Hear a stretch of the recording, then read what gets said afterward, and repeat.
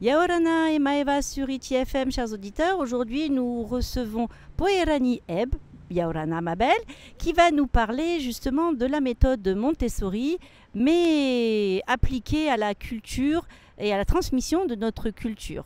Yorana, Valérie, merci beaucoup de me recevoir sur vos ondes de ITFM. Effectivement, ce matin, je viens vous parler un peu de la méthode de Montessori et appliquée à la culture polynésienne. Et surtout, je viens aussi vous présenter la formation internationale qui se tiendra du 18 au 29 mars prochain sur le territoire. Alors concrètement, est-ce que tu peux nous expliquer comment tu interviens, à quel niveau et en quoi te sert la méthode Montessori justement par rapport à transmettre la culture locale? Alors, déjà, j'interviens dans les domaines de la culture et éducatif. Donc, quand je propose des formations sur la culture polynésienne, j'utilise les outils Montessori. Et lorsque je fais une initiation à la pédagogie Montessori, je démontre comment amener la culture au service du développement de l'enfant. Tu peux nous donner un exemple concret pour expliquer justement à nos auditeurs quel est l'apport et concrètement en quoi ça consiste, s'il te plaît?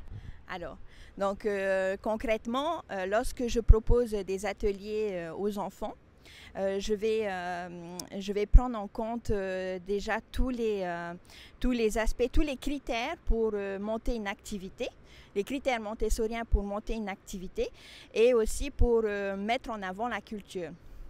Par exemple, actuellement dans l'école où je travaille, on a des Aotera. On a des Aotera et donc j'ai mis à disposition un plateau qui permet à l'enfant de casser du Aotera. Ça paraît simple, ça paraît bête, mais voilà, ça fait partie des petites activités qu'on peut monter et à laquelle on transmet la culture. Ensuite, lorsque je fais des formations sur la culture polynésienne, j'utilise toujours ces concepts fondamentaux de la pédagogie, en l'occurrence celui d'apporter un minimum d'impulsion pour un maximum d'exploration. C'est-à-dire que je vais mettre les participants sur la voie d'un thème, par exemple les percussions. Et donc, je vais démontrer comment... je vais d'abord travailler sur les bases et ensuite, petit à petit, avec les participants, on travaille sur la créativité. Ok, très bien. Alors toi, qu'est-ce qui t'a amené justement à cette méthode Montessori et qu'est-ce qui t'a intéressé dans cette méthode et comment t'es venue l'idée justement de cette adaptation à la transmission de la culture locale? Alors, en devenant maman, mon fils va avoir 6 ans. J'ai voulu continuer sur un élan où on parle beaucoup de bienveillance, mais aussi surtout de respect du développement de l'enfant. Et donc, en fouillant, en regardant un peu à droite à gauche et ce qui pouvait se trouver sur Internet, j'ai découvert Montessori. Et donc, dans mon cheminement, j'ai participé à la formation d'assistante que je propose là au mois de mars. Et donc, tout ça m'a convaincue déjà sur la profondeur de la proposition éducative Montessori. Et donc, le lien avec la culture polynésienne, c'est que la culture polynésienne, c'est quelque chose qui m'habite déjà depuis très jeune. Donc, j'ai fait plusieurs années au conservatoire, j'ai fait un très long cursus qui lie la danse, la culture générale polynésienne, les percussions, le orero, voilà, le ukulélé, voilà, pas mal de ces arts traditionnels. Et aujourd'hui encore, je vis ça à travers, en étant membre de l'association Fafaité, Iteo Maohi. Donc voilà, c'est ce qui me fait vivre. Et pour moi, j'ai trouvé un lien tellement cohérent entre ce respect de l'éducation, qui permet un peu aussi ce retour aux sources, peut-être, je pense. En tous les cas, je suis convaincue. Et voilà, ce lien entre la culture et puis ce respect de l'enfant. Voilà. Alors justement, est-ce que maintenant tu peux nous expliquer, puisque les choses doivent être un petit peu plus claires pour nos auditeurs, est-ce que tu peux nous expliquer concrètement cette formation, quels en sont les tenants, les aboutissants, etc. Alors, cette formation est une formation internationale d'assistants Montessori. C'est une très belle introduction à la pédagogie, puisque c'est une pédagogie qui commence dès la naissance. Et c'est un peu comme partir à l'aventure de la nature profonde de l'enfant. Voilà, donc je pense que c'est une bonne aventure que tout un chacun peut tenter. Ensuite, elle est pour tout public, elle est pour parents comme pour professionnels. Et parce que voilà, Montessori, c'est à la fois une pédagogie, une science, une philosophie qui met en exergue le développement de l'enfant. Et donc, même qu'on soit en tant que sur le plan personnel comme professionnel, c'est toujours bon d'avoir un peu quelques notions sur l'enfant. On n'est pas parent, c'est difficile d'être parent. Et du coup, quand on connaît davantage ce qu'il y a à l'intérieur, la construction qu'il y a à l'intérieur de l'enfant, c'est déjà un bon point. Voilà, et donc ça nous permet aussi de sortir parfois de situations difficiles, de connaître l'enfant. Ensuite, c'est une formation internationale, c'est-à-dire que nous avons une formatrice agréée par l'Association Montessori Internationale qui va dispenser les cours pendant 2 semaines. Et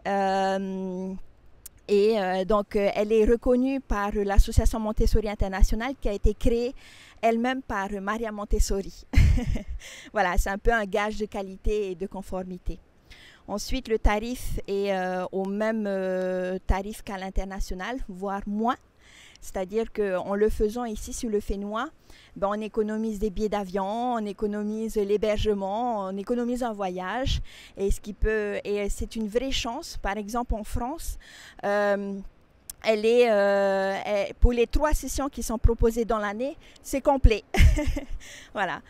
Et enfin, voilà, c'est aussi une voie solidaire puisqu'il y a un reversement du tarif qui sera proposé à l'Association Montessori Internationale et l'Association Montessori Polynésie qui œuvrent pour la démocratisation de cette pédagogie.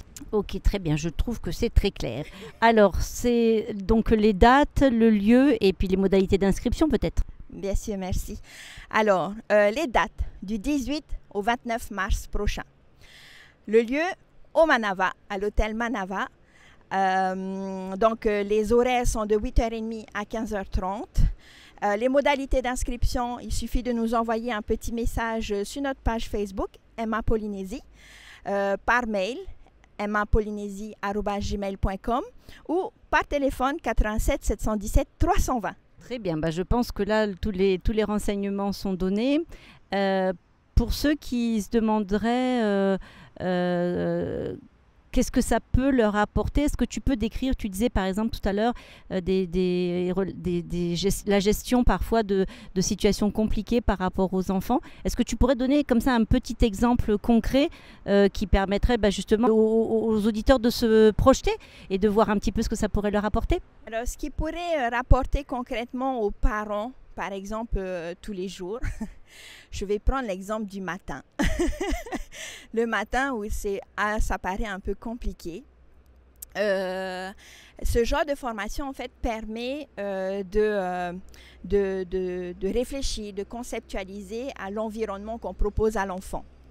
C'est-à-dire que, par exemple, souvent on enferme les enfants soit dans des berceaux ou sur des lits où c'est pas facile d'accès pour l'enfant déjà.